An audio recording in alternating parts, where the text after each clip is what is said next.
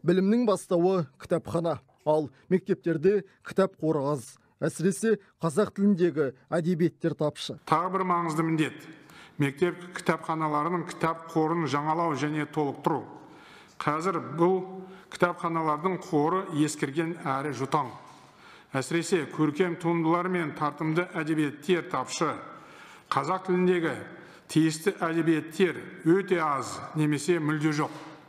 Оқушылардың әлем әдебиеті классиктерінің шығармаларына қолы жете бермейді. Сонымен қатар, оқу мәдениетін арттыру мәселесін кешенді түрде шешу үшін тілдік пәндер мен әдебиеттің оқу бағдарламаларын қайта қарау керек. Білім және ғылым министрлігіне осы мәселелермен мұқият айналысуды және нақты ұсыныстар енгізуді тапсырамын.